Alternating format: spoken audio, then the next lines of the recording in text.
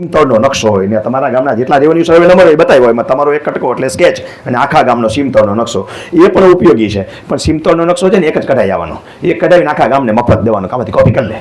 ખોટા 300 થી માંડીને 800 રૂપિયા સુધી ચાર્જ હોય નકશો કેવડો છે એના ઉપર. તો હવે ઝેરોક્ષ વાળા પાસે લઈ જવાનું, એને કેવું લાંબી પ્લાનિંગ ઝેરોક્ષ નથી આવતી, એમાં ગડકાઈને કાઢી દઈએ, હરખો જ છે. તો એ પણ તમે એકબીજાને વાપરી શકો ને આપણો સીમતળનો નકશો એક કઢાવી લેવાય, પછી ભાઈબંધ દોસ્તાર બધાને દેવાય. ઘણીવાર ટી પણ 1 થી 2 3 જણાનું ભેગું હોઈ શકે, સ્કેચ તો ઘણા જણાને ભેગું હોય, મેં તમને કીધું. એટલે તમારે કઢાવેલા ડોક્યુમેન્ટ બીજાને કામમાં પણ આવે તો કોપી કાઢી ઝેરોક્ષ કરીને પકડાવી દેવાની, કાલે આટલું લઈ આવ્યું છે તારે કામનું છે. હવે એવી જ રીતે નીકળે રજિસ્ટરની નકલ, માપણી જેથી થઈ ને ઓરિજિનલ તેદીના માપણી રજિસ્ટર, એમાં એ રજિસ્ટર એક આખું પાનું હોય, એમાં તમારા સિવાય 7-8 જણાના હોઈ શકે, એ પણ એકબીજાને કામમાં આવે. માપણી રજિસ્ટર આટલા મૂળભૂત ડોક્યુમેન્ટ થયા. હવે જે તે સમયે ગામ નમૂનો 1, ફેસલ પત્રક, આકારબંધ અને સીમ ખરડો હતા. આ સરકારના કેટલાક ડોક્યુમેન્ટ છે જે તમારા માટે ઉપયોગી છે.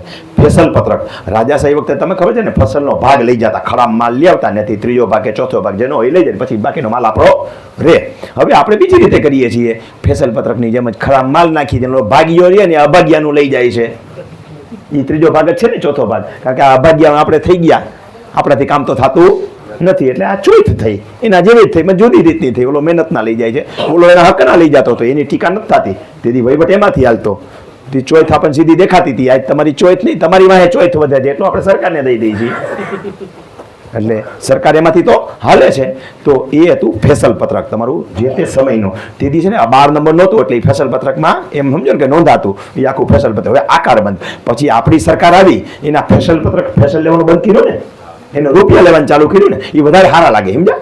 પછી હમણાં એક જોક કરું, મને યાદ કરાવજો, માલ ઢોર અંગેનો, સમજ્યા, વેટરનિટી ડૉક્ટરનો ને એવું બધું લાગુ પડે, એવો જોક કરું પછી તમને. એટલે એ ભાગ જે છે એ રૂપિયામાં કન્વર્ટ થયો, જેને આપણે લગાન પિક્ચર જોયું જ છે, લગાન કહીએ. હવે એકચ્યુઅલ મહેસૂલ છે, એ મહેસૂલ ધારા નીચે તમે રોકડા રૂપિયા આપો છો, જે ટોરનમલે સિસ્ટમ શરૂ કરી હતી, એ મહેસૂલની રકમ થઈ ગઈ, તમારા રૂપિયા દેવાના, જેમને એ કંઈ દેવાનું નથી. પાકે તોય તમારું, ના પાકે તોય તમારું, એ વધારે સારું, કારણ કે ફિક્સ અમાઉન્ટ થઈ ગઈ. પછી સરકારે ખરેખર અત્યારે તમે મહેસૂલ ભરતા જ નથી, મહેસૂલ તો માફ કરી દીધું, મહેસૂલ તો કમરતું હતું, લગાન પિક્ચર જોયું જ છે બધાએ.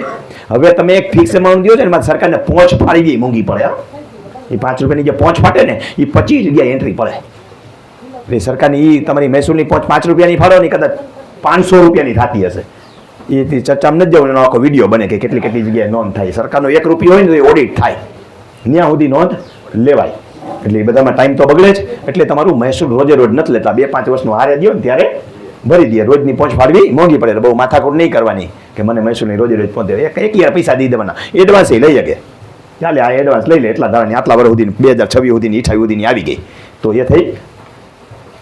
અત્યારે તમારું આકારબંધ, એ આકારણી નક્કી થઈ હોય, ફેસલ પત્રક અને સીમ ખરડો.